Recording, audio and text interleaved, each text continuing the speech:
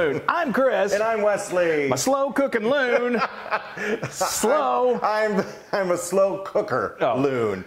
Sometimes a slow learner. But anyway, I'm kidding. So we are continuing on with, we told you last week that we were going to be giving you some asparagus recipes. It's an asparagus festival. It is. It's in its peak. And so we've got some right here. We've cut it down. Let's tell them what we're doing. Yes. We're using our slow cookers. Yes. We're making our slow cooker asparagus risotto. Yay! Oh my gosh, I wasn't a believer. I thought, you can never do risotto in a slow cooker. I know. He made this, and it was delicious. It's incredible. And, you know, so if you've ever made risotto, I love making risotto just because it's kind of like making pasta.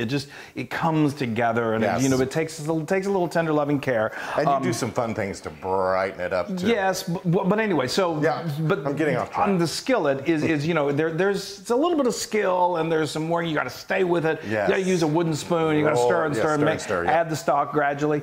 This it works. It's amazing magic. And it's perfect for the time that we're in right now, a little quarantine time. Right. So folks, you got the time, right? You got the time, right. It does. The only difference, it's not really a downside. You just have to plan for it. It takes a little longer because it's slow cooking. Yeah. All right. So let me get started. Yeah. Let's talk so we went ahead and this. You don't do it 100% in there. I'd say you do it about 95% in there. Right. It does need to start off in the skillet. But hardly. Let me talk a little bit about the rice, because the rice is really important there are still a few things about risotto, to get perfect risotto, that you're still going to need to follow for this recipe. Right. So rice is one of those ingredients. If you're watching this right now and it's April of 2020, we're all living through this thing together. Yes. Rice is a kind of hard ingredient to come by. But you can this is arborio rice, and you can also use I always say it wrong. Carnaroli. Carnaroli.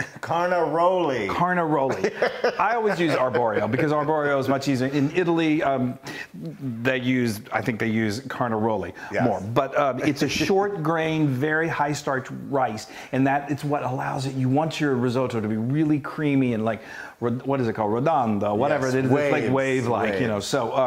And Chris always has like a whole, you should see the pantry. It has like 5 different types of rice in it. Well, he always has. You don't care about that. But anyway, I was out of it, and so I was able to order it. It took longer to get, but the other great thing about this, if you plan now, Mother's Day is coming around the corner. This is such a great, beautiful springtime Mother's Day dish. I love it. Okay, I've talked so much. You have.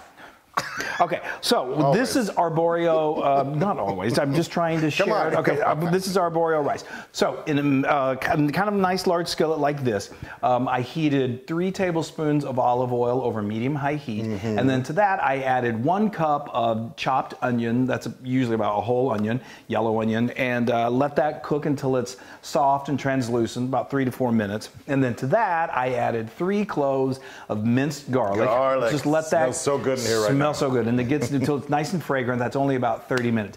And then we're going to add 2 cups of our arborio rice. And then what you basically want to do is just get that nice and coated with that oil. And it starts to get just a little bit toasty, but you don't have to get it like real browned and toasty. We're talking about 2 minutes. Okay, now this is when we're really going to amp up the flavors, and we're almost ready to transfer to this. Yes. I add 3/4 a cup of good quality white wine, and you just let that simmer, and you let it cook down, evaporate till it's almost completely gone, and it's sort of like the consistency of this. And that's all there is to it. Yes, all right. Hand me that. I'll start putting it in. You transfer that to the crock pot. Now, crock pot, we love you. So now another trick to risotto, and this is also important when you do this. Put it over there so people can see. When you do this on the stove, I was going to. Sorry. When you do this on the stove, so the stock is a key ingredient. It's really a key ingredient to risotto. To make this completely vegetarian, you could go with vegetable stock. We love the flavor of chicken stock, so we're doing chicken stock, and I've got 5½ cups here. But it's really the trick is, and a tip that you need to follow is, you need to heat this stock before, especially if you're doing this on the stove. You do it in stages, and you want to keep that rice nice and hot. So we've got 5 cups of heated. It doesn't have to be. It doesn't have to be like literally boiling. You just don't want it to be cold, fresh out of the refrigerator. Okay. Exactly. Now we've got, let's talk about this. We've got some lemon zest, and all I did was I got my little, let me move this blue thing. I got my zester, and you just zest the skin of right there. A whole lemon, and that's what this is. So you can add this. And then I took that lemon and I cut the ends off and I just squeezed it and I got all the juice out of it. So that's the juice of one lemon. So that's so good. Beautiful. This brightens up the dish so wonderfully. It is ridiculous. And it makes you think of Mother's Day. It really does. Okay, and then we're going to add a heaping teaspoon. I'm going to do like a teaspoon and a half of kosher salt, and then let's do about a half a teaspoon of freshly ground pepper. Stir that up.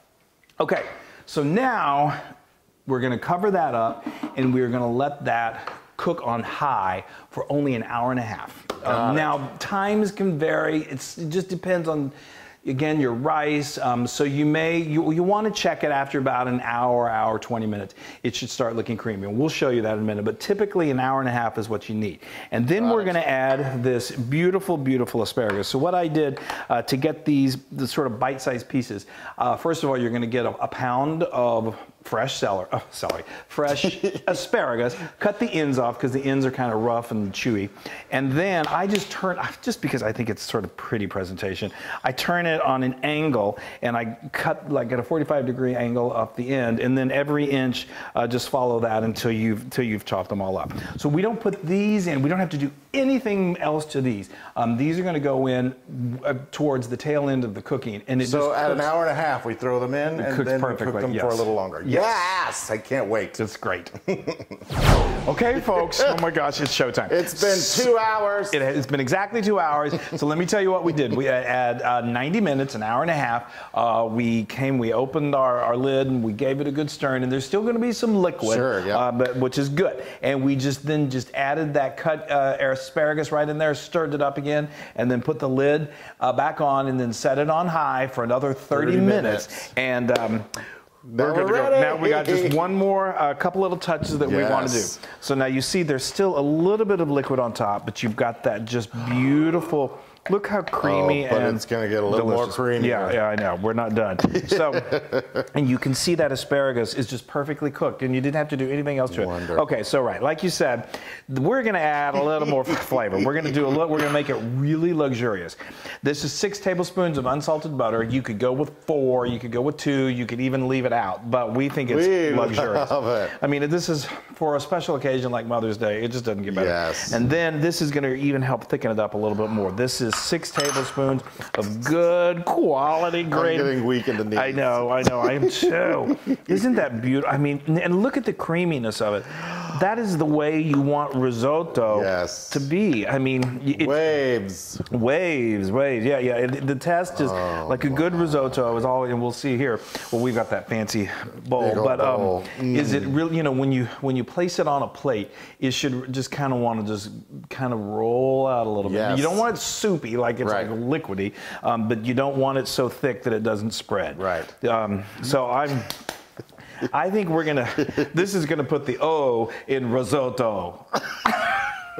Wow. I've been practicing. Be nice to my bowl. I will try. Oh, see, I already did it. Okay, now, well, all right. This is a beautiful, beautiful meal. I mean, you could serve this with some crusty bread, and that should fill you up till lunch. All right, now that's gorgeous. Now we like to finish it off with a little bit of ground black pepper. Yes. Gorgeous, just a bit. And then you don't have to do this, but I love to finish it off. We'll just get you good quality extra virgin olive oil and just do just a tiny little splash. Yeah. Not too much. There you go. Yeah, that looks great. Yeah, just a little bit like that. And then, you know, just maybe a little more cheese. Well, because we don't have enough cheese here. I like to just do a couple of chips, I call them. Slices. A chip of Parmesan. That's fresh Parmesan. Oh, wow, people. Now that's a beautiful. Look at that risotto. It's perfect. It's rolling. In the slow cooker. It's rolling. Oh, wow. Okay. And it should be rolling into your mouth. Yeah, it's going to right now. Okay, come on, baby. Oh, yeah, get one of those asparagus. And I needed some cheese. And, oh, wow. Okay. Looks so good, so elegant. I don't think it's that hot.